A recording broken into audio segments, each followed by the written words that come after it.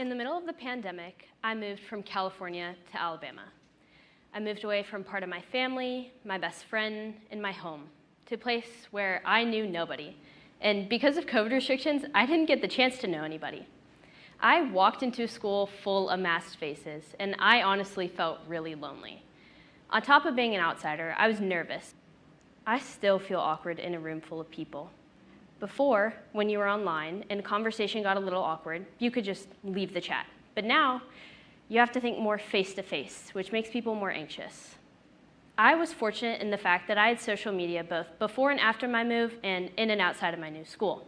I connected with others from outside schools who encouraged me to do track, a sport that I now have a deep passion for.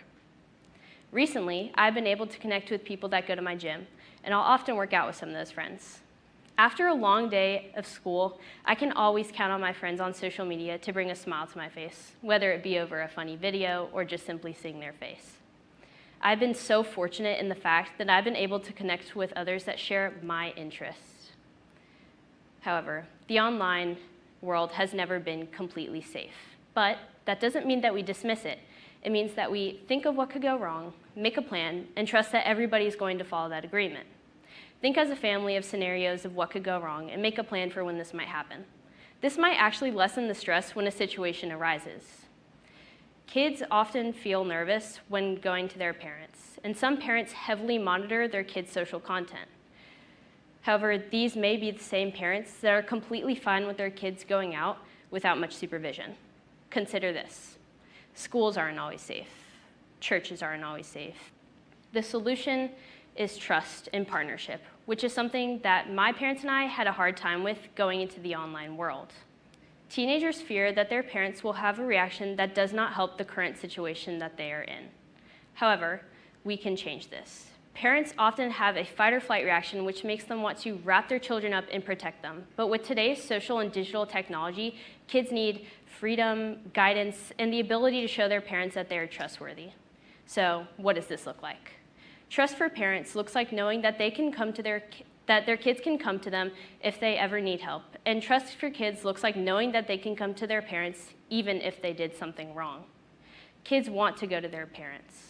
After the dust of COVID had finally settled in and it was time to reconnect first in small gatherings, it was finally time for me to start reconnecting with the friends that I had made online. But I realized I had no clue how to meet these people online. I need help navigating this world just as I need help navigating the virtual world. However, there are 5 things that I will never regret learning, and those are the 5 most basic safety tips.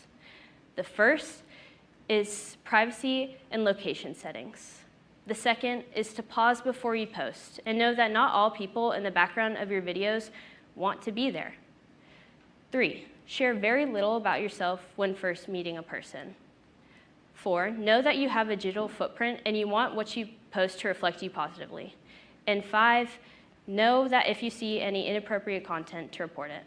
Other than these 5 most basic safety tips, the best thing that you can do is have a loving and open conversation with your family. With love, trust, and guidance, your kids will be much safer online. Thank you.